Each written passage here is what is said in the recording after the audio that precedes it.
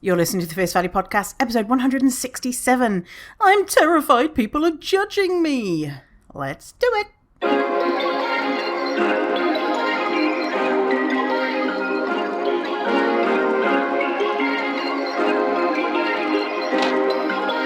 Perfect. Hello. Welcome to this episode, Fierce Fatty and Fierce Fatty Allies. Great to have you here. Last episode, I was talking about business, and I said, hey, do you want to know how much it costs me to run my business? And if anyone says yes, then I will go through my list of expenses. And someone said yes. So before we get into today's topic, I'm just going to talk about business. It's business. It's business time. Business hours are over, baby. A little bit of Flight of the Conchords for you there.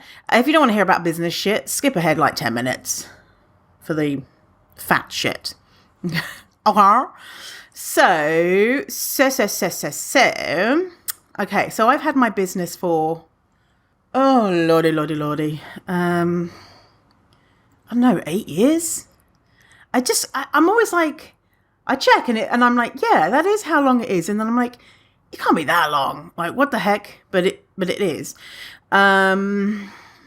Yeah, so my business expenses are like, they slowly grow over the years.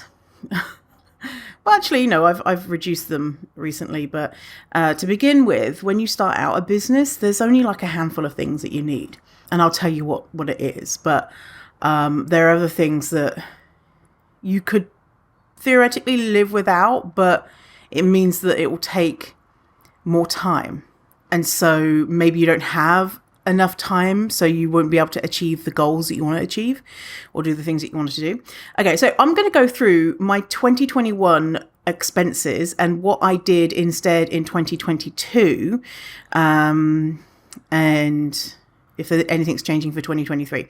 Okay, so my biggest business expense is I have 2 people who work a few hours a week for me.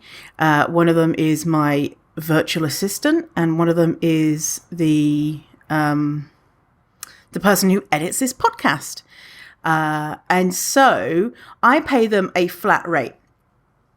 So it doesn't matter how many hours they do, because I want to be as equitable as I can be. To begin with, I paid people an hourly rate, and I found that wasn't as great for them, because sometimes I'd be too busy to do the podcast, and so then they wouldn't get work for that week.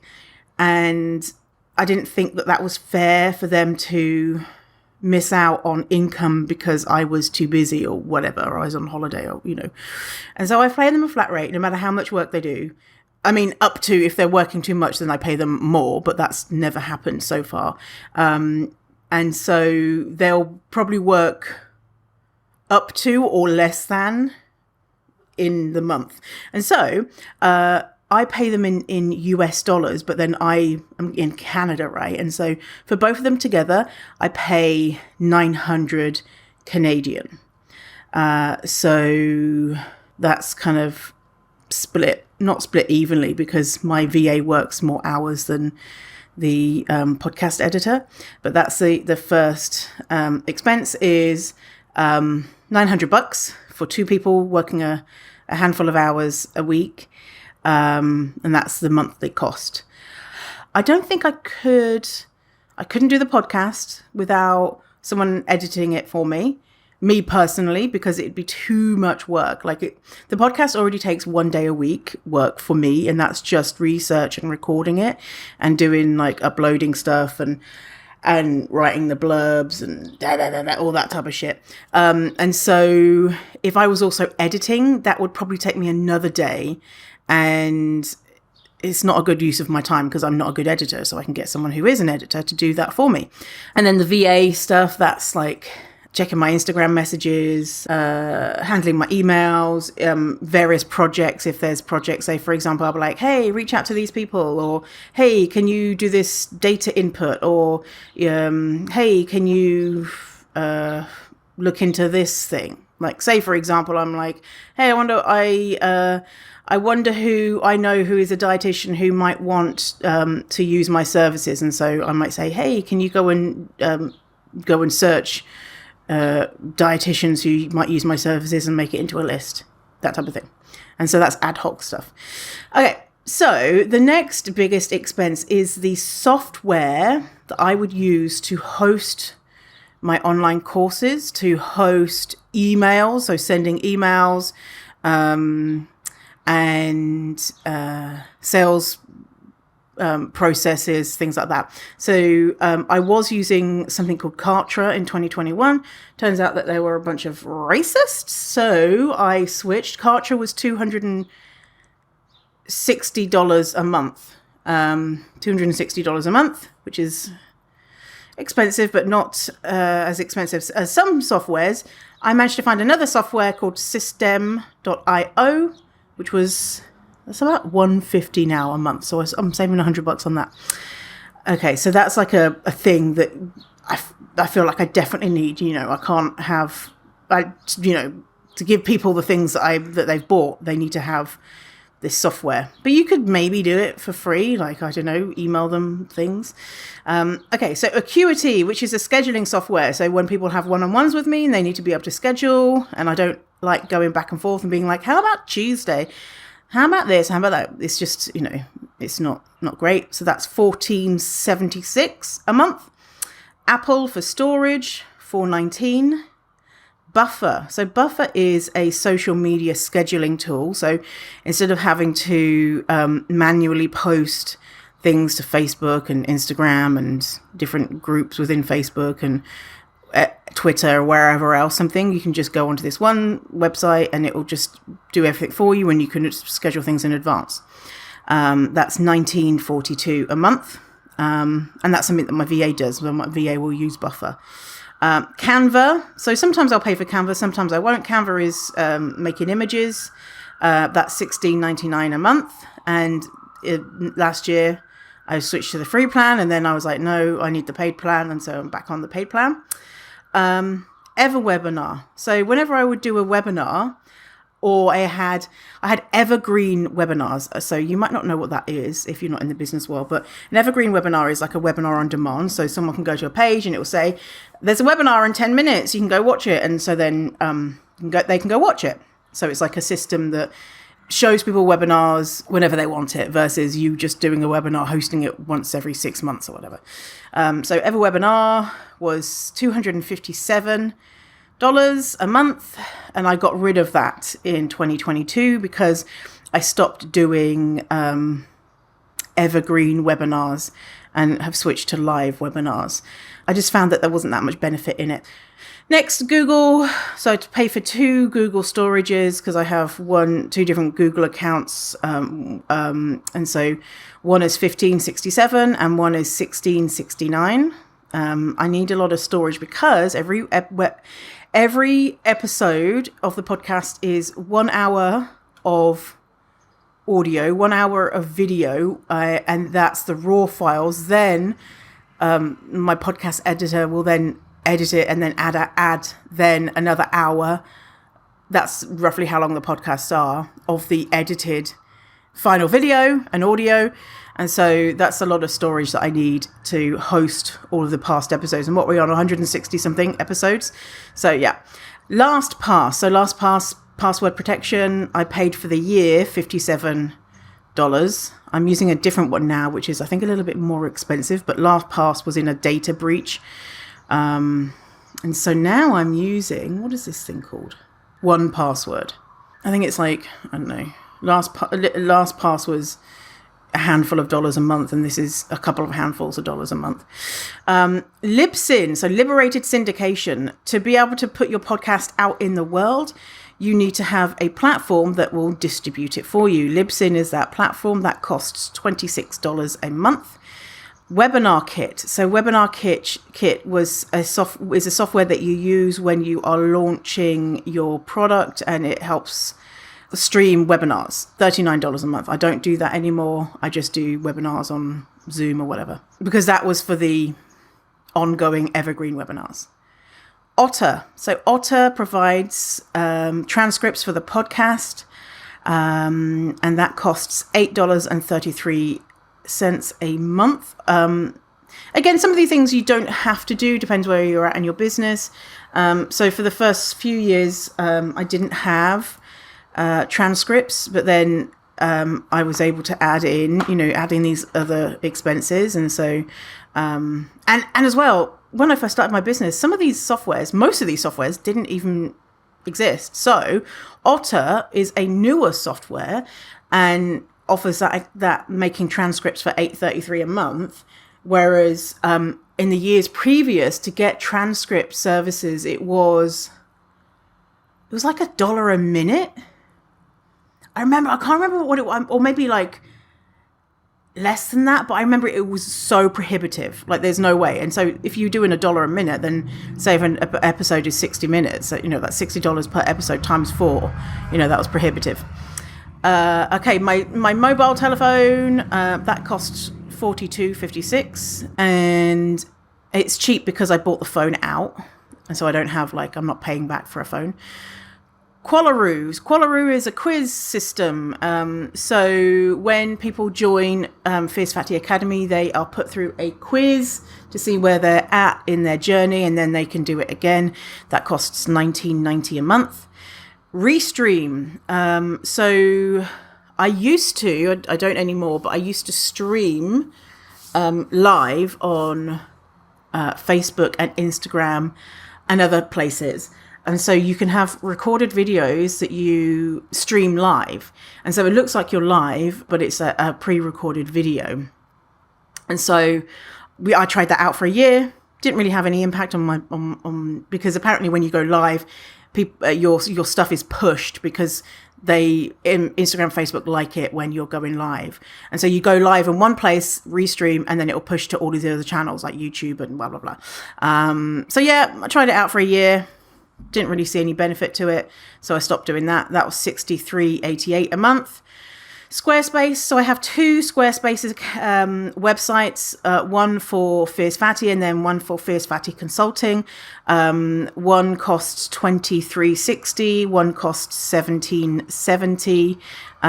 They're really basic things that I need. So if you have a business, you definitely need to have hosting on Squarespace. Try Interact. So another quiz software is so annoying. Quiz softwares are so expensive and ridiculous. So I had the Fierce Fatty Fat Phobia quiz, which exploded when everyone wanted it, and that cost $36.82 a month to host. The other quiz software didn't have the same capabilities, and then this software didn't have the same capabilities to be able to do the quizzes in Fierce Fatty Academy. Annoying. So I stopped paying for that in 2022 because trolls got hold of the quiz and just sabotaged my business. So I don't have that expense anymore. T-shirt studio. When people would join Fierce Fatty Academy, I send them a mug that says Fierce Fatty. So I had spent in 2021 $206 on that. Veed. So Veed is a software that helps you do, when you're on social media and you see a video that has a timer on it and it has the captions. Jesus Christ, fucking captions. Has captions. So a captioned video with a title and a timer, and things like that. So when a video is more than just a plain video, when it has visually interesting things around it, a software has been used. So Veed is a software, $25.40 a month. I've stopped doing that this year because I'm focusing on less video and more static posts. And if I'm doing video, I'm not doing all the fancy shit. I'm just doing basic captions, which I think is really important. And you can get captions for free now on Instagram. So see how like these softwares, like before you couldn't, we'd have to manually put in captions, or you'd have to pay for this software that would do captions. And now as you know, software gets better, now you can get it for free somewhere. And so you don't have to pay for it. Vimeo. So to host videos for my e-course on the software, I had to pay for Vimeo, which is really fucking annoying. That was $20 a month. I changed the software, which let me host the videos for free, so I don't have to pay that anymore. My internet cost $88.37. I had to upgrade because that cheap internet, cheap in Canada's terms, cheap internet kept breaking all the time. So now my internet, I can't remember how much it is now, like $100, 110, something like that. And it's not broken once. Hurrah! Zoom. So Zoom is for all the meetings, $22.11. Facebook advertising. So in 2021, I spent $226 a month on Facebook advertising, and then 2022, zero. I mean, Facebook advertising, I don't know, hit and miss. I don't bother with it anymore, you know. And then training. So if there's courses that come up in regards to, like, say if NAFRA is hosting a webinar, or there's, normally I will be buying from Fat Black creators. So if a Fat Black creator has created like a video or whatever, then I would be investing in that. So, or if there's some business training that I need. So training, $270 a month. Yeah. So total for all that, my 2021 expenses were $29,611. So let's say 30,000. So 30,000 bucks to run a business. With some things that, you know, there's things there that are absolutely essential. You can't get away from not using. And some things are additional in regards to growing your business, like webinars and things like that. Or as you get, you know, paying for storage, for Google storage, as you've got more stuff. Or, you know, if you have a podcast, if you don't have a podcast, then, you know, you won't have to pay for LastPass, or you won't have to pay for a podcast editor, or you won't have to pay for, not captions, the thing that's on the words that are on the sheet. Fucking hell, I can't remember the name of it. Transcripts. Jesus. Yeah. If you're not having meetings, or if you're not meeting clients, then that's other software that you don't need.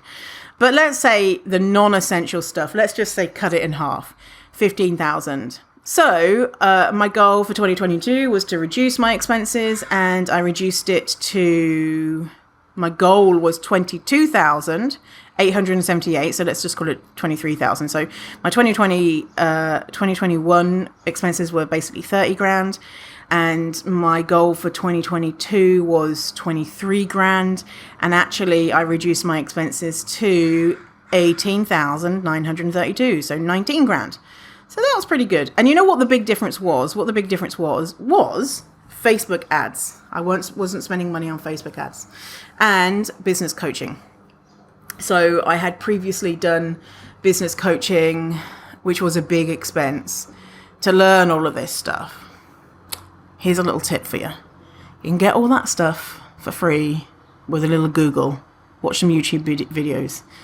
And, you know, it's nice to have people who can answer questions. So, but, you know, you can, a lot of that stuff, honestly, is, sometimes you just need someone to reassure you that you're going in the right direction, right? And so, anyway, and Facebook ads. And if Facebook ads pay off, then that's fine. If you're spending X amount on Facebook ads.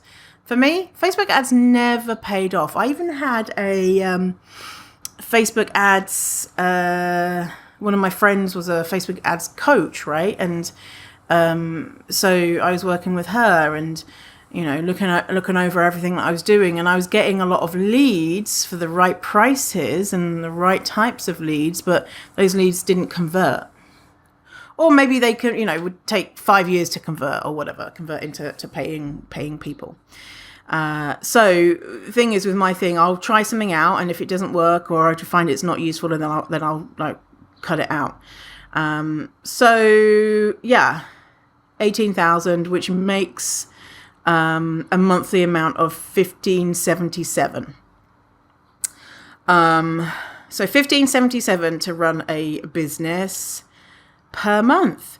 So you have to think about that of, okay, what do I need to make to survive above $1,500? Because that is breaking even, right? And that's not even countering in your time. Because you don't want to be working for $0 an hour, right? And the thing is, with online businesses, in the first number of years, you will be working for zero, which is why I think a lot of people are not able to do it, because they need to pay rent and stuff. Weird. Or like for me, when I started my online business, I had money saved up from my corporate job so that I could not make money for X amount of months. I can't remember how long. And so that helped me. Also, I don't have kids. Also, I don't have things like a car payment. Like I don't like credit, like I don't like spending like big amounts on things that I feel like are unnecessary for me. And, if other people do it, that's fine. But, I tootle around in my little $2,000 car that I just bought, with money. And that's fine by me because I don't drive a lot. And I don't have kids, so I can just have whatever and I don't have to worry about killing them. And I don't really go on vacations. I don't really have a lot of expenses in my life. The biggest expense I think is medicine, because I don't have insurance, because I work for myself. So medicine for me is probably $500 a month, and DoorDash, and groceries. And my rent is $1,900 for a 1-bed place in Vancouver, which is actually very cheap. I'm lucky. And that's in central Vancouver. Groceries, maybe $500 a month.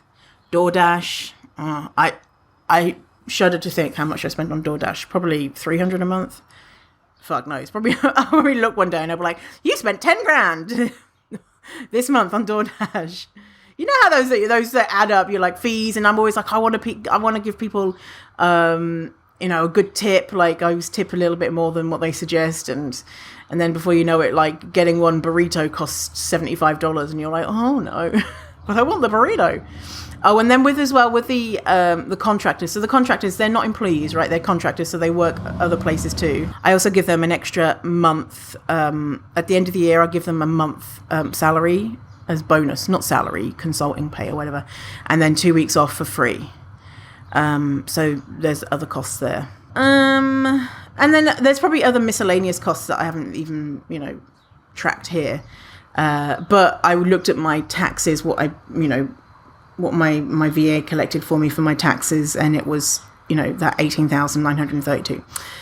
So anyway, that's that. If you have any other questions about business stuff, let me know. I hope this doesn't make you feel like, oh God, like it's so expensive to run a business and la la la la.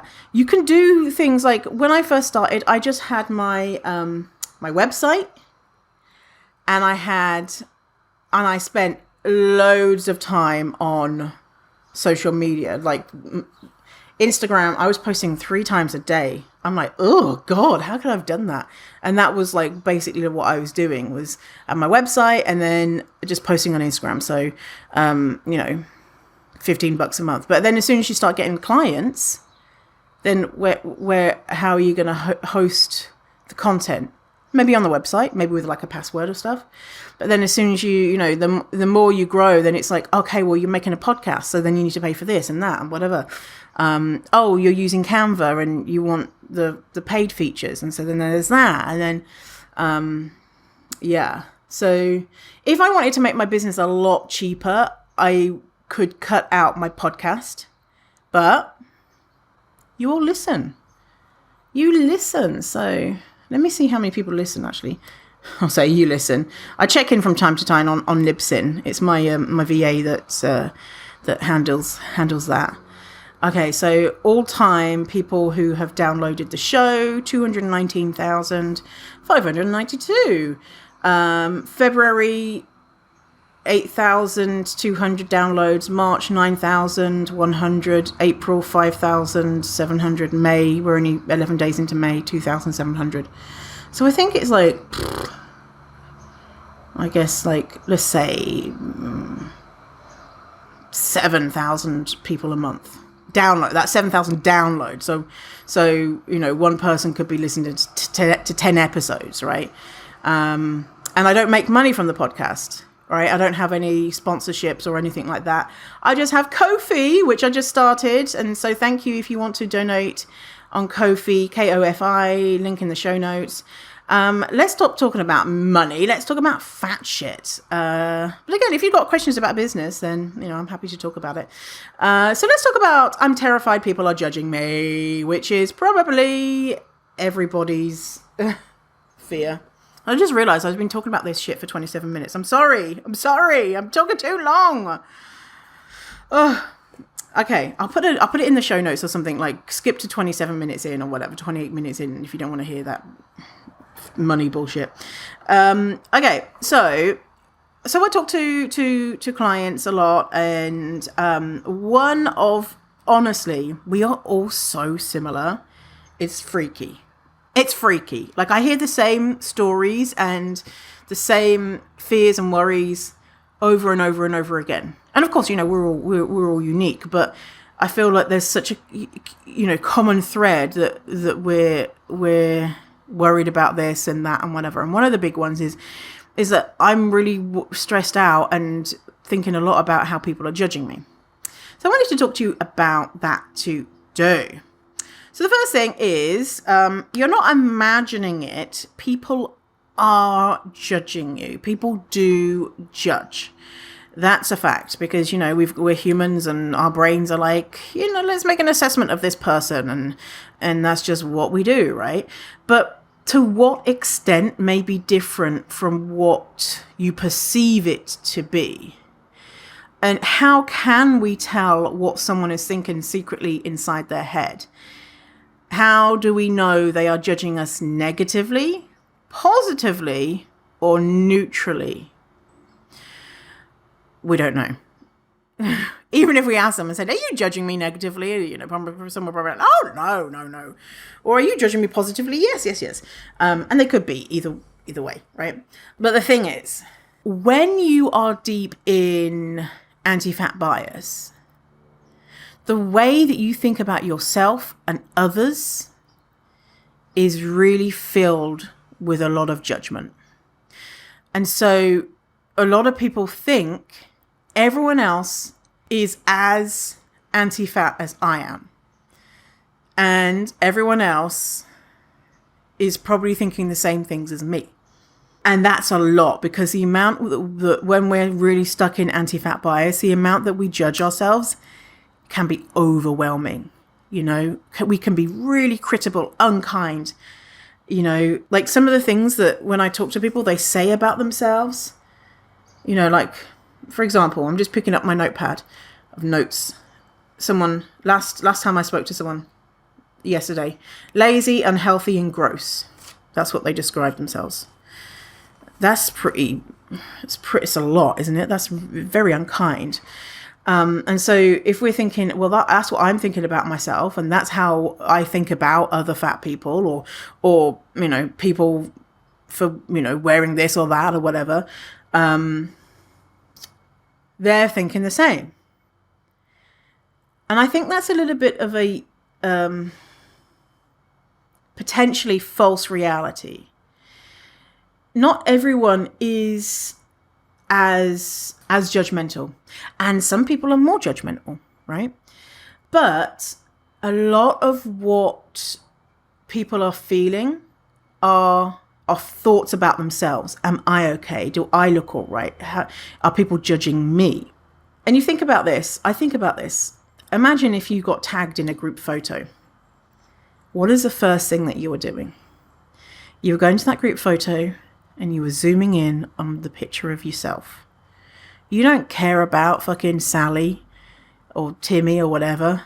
You might look at them later, but whatever. They just look like Sally and Timmy, whatever. And you'll look at yourself and you'll probably be like, oh God, this is what happens. I thought I looked good that day. Now I've seen the photo, I realized that I looked disgusting. And I was walking around thinking I was hot shit, but really I was disgusting because this photo proves it. Forget how I felt at the day. I was wrong. So I should be ashamed for thinking that I was okay looking for that one day and that outfit looked good on me, because this photo proves that it doesn't, which is a belief or a perception, right? It's not true.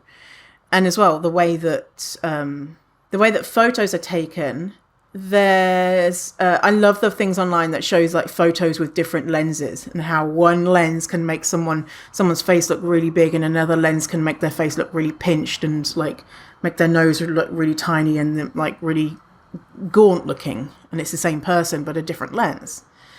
And so, you know, the people around you, you know, they see that photo and they're not like, oh my God, I thought so-and-so was a nice person. Turns out I saw that photo and it turns out that they're a terrible person because they have a double chin. They're probably not thinking that. They're probably thinking, oh God, my hair looked a bit shit that day. Or, oh, don't I look nice? Or, oh, it's so nice to see everyone together. Or whatever it is that they're thinking. And maybe they are thinking, you know, oh, look at that person. But they're probably thinking about themselves. So a lot of the time we don't actually know how people are judging us, to what extent, or if they're caught up in their own lives. And when I think about judgment, there's three main outcomes, or, you know, outcomes of judgment. Like, people are judging me negatively, people are judging me positively, or people don't care about me, are thinking about what to make for dinner tonight and maybe are worried that you're judging them. You know, say people on the street, you're just whatever. And if someone is judging you negatively or positively or neutrally, what does it say about them? So I know that people judge me in a fat body negatively. Not everyone, but more than if I had a smaller body, right? And so if you have a bigger body, if you are in marginalized identities, then people are judging you because of bias, right? So we know that to be true. There are more people that are judging you and are being biased towards you. And what does that say about them, right? So I know people are judging me. I know people are like, oh, look at them. They're just out thinking that they look okay and they don't. I think that their belly is way too big and whatever, right? I don't care. Personally, I don't give a shit, because I know what they're thinking is because of the pain that they are in, because of the bias that they have invested into. It's because of them and how they feel about themselves and how they perceive themselves in the power structures of society is why they're judging me, right? They're judging me because they think we're both playing the same game, right? We're playing the same game, and they're thinking, I'm winning over that person that just walked by, or I'm winning over my relative, Vinny, or whoever I am to that person. I'm winning, and I can look down on them and feel good or better about myself temporarily. But 10 minutes later, they see someone who they perceive to be more attractive, and then they're feeling like, I'm losing. Oh, I'm losing. I saw Vinny, and I felt like I was winning. And then I saw this other person, and now I feel like I'm losing. And so in their mind is this kind of up and down of, and they've perceived me to be losing, but I'm not playing that game. I'm not playing the game. You know, it's like if someone runs up to me and says, you lost that game of Monopoly. And I'm like, what game of Monopoly? I wasn't playing Monopoly. So I can't feel sad that I lost that game of Monopoly because I wasn't playing. So I'm not invested in if I lose or win, because I'm not playing that game. And that game that I'm talking about is valuing other humans by what they look like, valuing humans if their body is smaller and presuming that they are better in some way. I'm not playing that game, so I can't lose. And when I say I'm not playing that game, of course there'll be times where I'm like, oh, look at me, you know, I'm winning today over that other person. But as we know, you know, there's no winning against beauty ideals, against anti-fat bias, against racism, against misogyny, against ableism, against transphobia. There's no winning. Like, I'm using this analogy again of you're at a casino, the house always wins. It doesn't matter if you sat at that table for hours, the house always wins. So, you know, maybe you want a little bit of a flutter. You know, like one time I went to Vegas and I won $20 and I was like, oh, thank you, that's it, done. And so I think about it like that, like engaging in beauty ideals in ways that serve me, you know, for example, wearing makeup or wearing certain clothes. And, you know, that serves me, that's great. That's a way for me to express myself. But as soon as I feel like I might be losing, as in I'm judging myself negatively or I'm worried others are judging me, nah, let's leave the table. Let's go somewhere else. This ain't it for me, thank you. So could extending that compassion to other people be helpful for you to remind yourself about? Maybe it is, maybe it isn't. What I have found in my journey and other people's journeys that I have witnessed is that the more that you unlearn your own anti-fat bias, the more that you are not worried about people judging you, because it's not a constant thing of, you know, judgment isn't at the forefront of your mind 24/7. If you're not judging yourself, you're able to think, oh, maybe other people aren't constantly thinking I'm a disgusting piece of shit. And maybe they are, but it's not at the forefront of your mind. So I feel like the more that you do this work, the easier it's going to get. Well, what from my experience, right? From my experience and what I've seen with other people. And also think about, you know, when people are judging you, say if you're walking down the street and someone was like, oh God, there's a fat person and they're wearing shorts and they shouldn't wear shorts or whatever it is. Do you think that they're going to be like rushing home to their friends and be like, and to their mum and be like, oh my God, mum, you'd never believe this. I saw a fat person on the street wearing shorts. Can you believe it? Call the president. We need to tell people about this.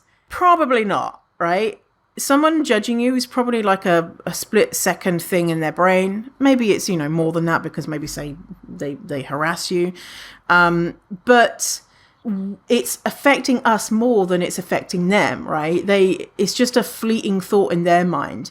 And so can we try and give that back to them, right? Like, as in not, you know, say, hey, you're ugly, but holding up a mirror in our brains of being like, that shame doesn't belong to me. You're trying to put shame on me because you feel ashamed. It doesn't belong to me. I'm not gonna let your shame pull me down because, you know, I'm just walking around in these shorts and I look fucking amazing and it's hot and fuck you, you know? And as well, because of the panini, a lot of people have gained weight and so many people are stressed about it. And I feel like there's more compassion around because of that. If you have gained weight and you haven't seen people in a while, I feel like many people have said to me, oh, I'm stressed out because I'm seeing people I haven't seen in a while and I've gained weight. And I'm thinking they might be in the same boat. And if they're not, they're probably, if they're friends of yours, they're probably going to be extending compassion to you, you know? So a thing that I like to remember is, what is more important?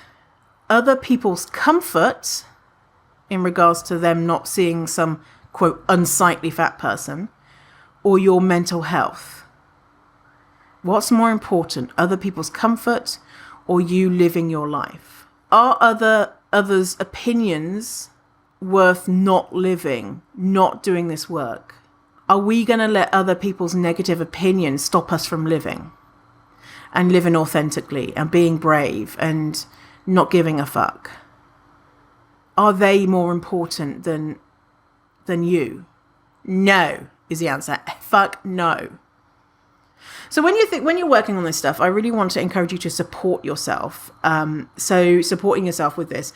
A lot of times when I talk to people and they're really worried about people judging them, I say to them, it's okay. So tell me about who's in your life.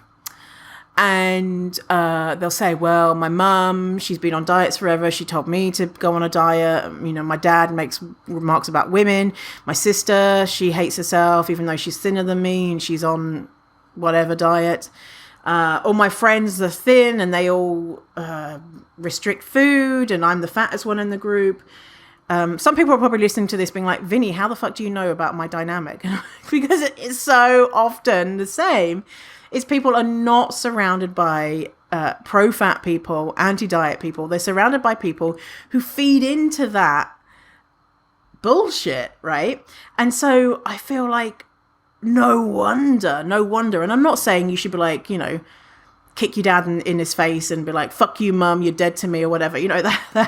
That's probably not what's going to happen. But, setting boundaries and expanding your social circle in regards to people that you're letting influence you, and that could be exclusively online, right? It doesn't mean that you have to go and be friends with new people in life in the real world. I don't like saying that, the real world. Online is real world too, but in day-to-day life, in physical life, there we go.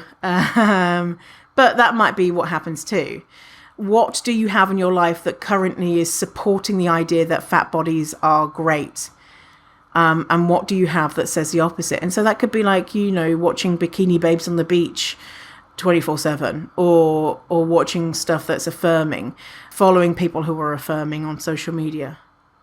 Also, something to do is like, if you feel like stressed out that you're going to be judged because whatever you're wearing, is to support yourself in regards to, okay, I'm going to do a practice run of wearing this thing and I'm just going to walk to the mailbox and come back, or I'm just going to walk the dog and come back, or I'm just going to wear this in the living room and then run back to my room and take it off and put on my sweating trousers. Doing little things like that can be really helpful to help you build up the confidence that the world is not going to stop spinning if someone sees your arms or your belly or your legs or whatever.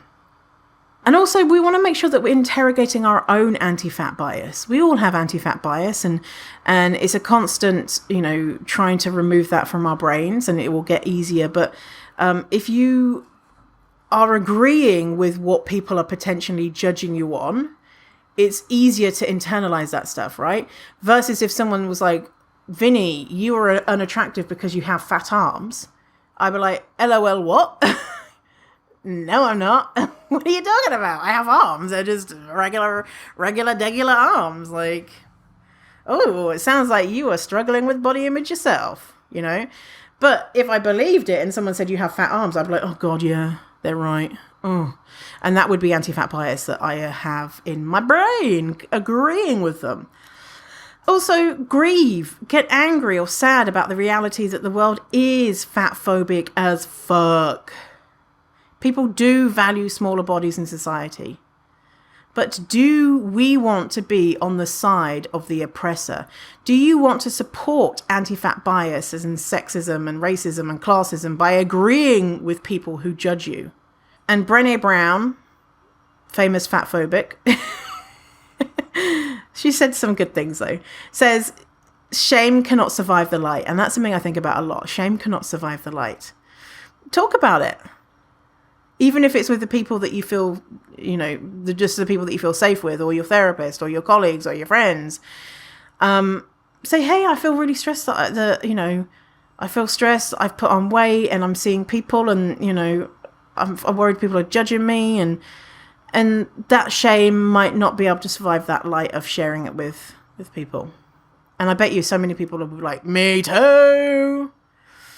And the second part of this is that this process that people might be going through of accepting their bodies, what I see a lot is that people get into something that I call constant learner mode. So constant learner mode is, right, I want to be fat positive. I want to love my body. So I'm going to get this book and that book, and I'm going to follow these people. I'm going to listen to this podcast. I'm going to go to this webinar. I'm going to learning, soaking it up. Great. Love it. But you know what? We only have a limited capacity for, the amount of books I have that I'm like, I'm going to read that. I'm so going to read that. Sat, pristine, never touched. Because I'm a human, right? And so we've got a limited capacity to learn. Not because of our intelligence levels, but because we're a human. And unless we've got like a report due or something, but no one's coming. I'm not going to be in your house being like, tell me about the history of fat liberation. You're going to take it. You're going to take what you want and when you need it. And so people are like, well, I'm following all these people and I've read all these books and I've listened to these podcasts and I don't feel better about myself. And I will wonder what you have done outside of learning. And so there's the education and the action. So it's like if you want to learn how to swim, you've never swum before, and you're like, great, I'm going to follow Olympian swimmers online. I'm going to read a book about how to swim. I'm going to watch a webinar on breathing techniques.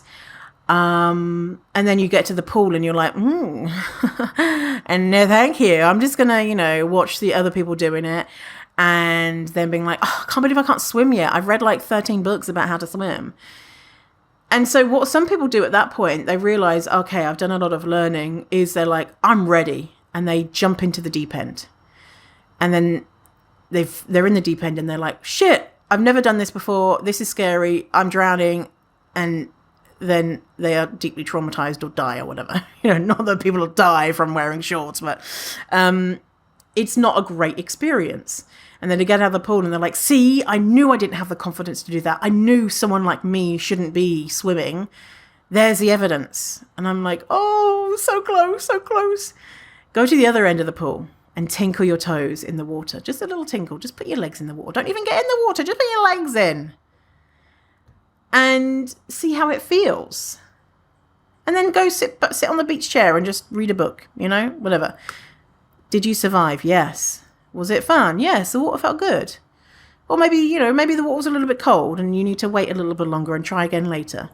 And I'm using this analogy to say if you want to, wear a swimsuit or sleeveless things or whatever it is, or do a speech or whatever it is, what can you do to lead up to that? So I used the example before of can you just wear something in your living room and then run back to your bedroom and change and put on your sweating trousers? Say if you wanted to do a talk, can you do a talk just in front of your friend and see, did you die or not, and how was it? Did you like it? Do you want to increase the audience size? And not expecting yourself to be able to swim when you've only ever read the books. We need to practice and support ourselves and realize that it may be overwhelming and scary, and that's okay. We can take a step back. Doesn't mean that we're a failure and that we should give up. And when I say give up, sometimes things you should give up because it's not right for you. You might decide that wearing a bikini doesn't suit you in regards to, actually it's too feminine for me and I want to wear some board shorts and that's what feels good. And it's not because of anti-fat bias, it's because of a gender thing, for example, So being flexible with yourself and supporting yourself and your mental well-being to build up that confidence, to see if, you wear this thing and people are like, aghast and call the police and you're arrested and then serve the rest of your life in prison for wearing shorts. Don't think that that's happened. I don't know, probably someplace, I don't know. Anyway, so basically people are judging you and that sucks. I'm sorry. I'm sorry. But not everyone is judging you negatively. Some people are judging you positively. Some people don't care. and they're just thinking about themselves, which is what most of us are doing. If you have a bigger body, or if you are marginalized in other ways, then absolutely you're going to be experiencing more bias and more judgment, and that is not okay. That is not your shame to hold. That is a person who is shaming. That's their shame to hold and deal with. And also, we shouldn't let those people stop us from living our lives. If that's something that we want to do, can we support ourselves to do it? Can we look at our life and say, am I supported in my life to love and accept myself and overcome this fear of judgment? Or can I add in some more juicy stuff and maybe set boundaries and maybe tell, Michelle Smith from school to fuck off on Facebook? That was the name of my bully in school. She's a fucking mean person. And what if someone is judging you negatively? What does it say about them? The more you work on this stuff yourself, the easier it's going to be not to have judgment of others at the top of your mind, and the easier it's going to be to just be like, I'm just living my life, just wearing some shorts and whatever it is that you're doing, just sniffing some flowers and walking my dog, and life is good. And that's really nice. Honestly, it's really nice, because I'm thinking about, am I thinking about people judging me? How much does that happen? Of course it happens, because I'm a human being. But I don't... You know what I'm thinking when I'm walking around, walking doogie or whatever, walking 3 times a day, right? I'm in a really busy area. So there's lots of people. Do you know what I'm thinking that they're thinking? Oh, look at that dog. That's so cute. Oh, that person looks happy to be walking the dog. Oh, I like what they're wearing. Or they're thinking, oh, look at those tits. Like them tits. Oh, look at that big bum. Oh, that person's got a nice haircut. Oh, I like those glasses. Or they're thinking, I'm lost. Where should I go? Or, oh, this area is fun. I'm a tourist here. Or, oh, I'd really like a ice blended coffee from Starbucks. Or, ooh, there's a dog park near here. I'm going to go watch the dogs play. Or, that's what's running through my mind. That's so funny. I don't think that people are like, oh, that person's unattractive. Maybe I'm so full of myself. Everyone's walking by me going, ooh, gross. And I'm just like, oh, they love my tits. Wow, what a gift my brain has given me with that. Yeah, because you know what? I'm thinking about other people when I'm walking around. I'm like, ooh, look at their tits. Like, oh, they're nice tits. Or, oh, that person looks happy. Or, oh, they're having a nice chat with each other. And, oh, look at that puppy. And, because that's what I'm thinking, is those things. Oh, that's nice. Hey, Vinny's brain. Thanks for doing that. That's pretty cool. But obviously, that's not everyone's reality. And I'm very lucky. I have access to therapy, and I have access to drugs that help me with my mental health, and I've been doing this work a long time. And you know what? And because I'm surrounded by people who are not judgmental themselves, I don't worry about it. Like, I see friends or whatever, and I'm not thinking they're thinking negatively, because they don't talk like that about other people. Like, say, for example, Summer Innanen, friend of the show, Summer Innanen, body image coach. Never, ever would I ever think that she was like, that's a shit colour on Vinny, or, oh, Vinny's looking fat today. No way! It wouldn't even cross her mind. Maybe it does, but I wouldn't, because I know what type of person she is. And if I did have someone in my life that I thought that they would be judging me, I don't think that relationship would survive. Or I would be talking to them about their own body image and saying, hey, are you okay? Like, what's going on with this? It's not really my vibe. The whole judging other people's appearances. Yeah, you know what? I've not heard someone in real life, in in not like in a movie or something. I've not heard someone judge someone else's appearance negatively in years. How lucky am I? How lucky am I? Wow. So anyway, I'll stop bragging about how fucking amazing my life is, and you'll be like, shut up. God. That's not how I feel. God. Yeah, so, all right. I'll leave it here. Let me know what you want me to talk about. If there's anything you want me to talk about, send me a message. Huh? Send me a message. And we'll make it happen. Or maybe. I won't guarantee we'll make it happen. If you're like, hey, talk about how sexy your feet are. I'm like, sorry, that's not going to happen. My feet ain't sexy. My feet are gnarly. Do you have gnarly feet? I see people who have got these nice feet, and I'm like, where the fuck are they? How do they? Who has nice feet apart from like babies and men, right? Who? You know how men, they take their clothes off and their feet are like pristine, never seen daylight. Like, how have they got these feet? I don't know. Maybe that's just my experience with men, is they've got these gorgeous feet and women and other people don't. How is that happening?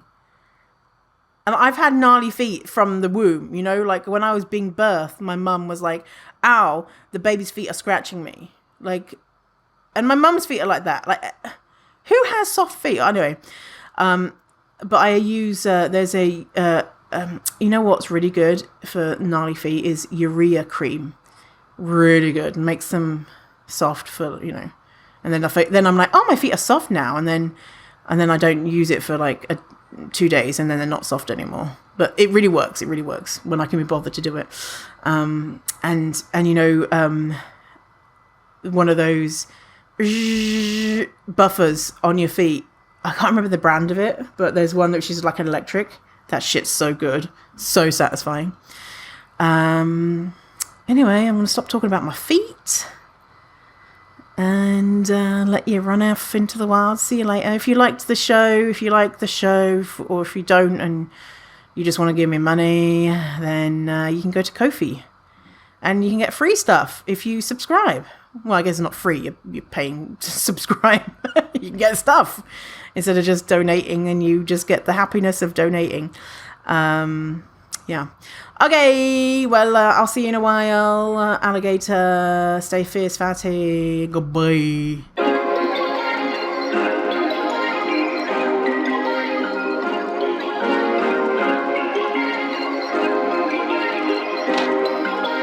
Perfect.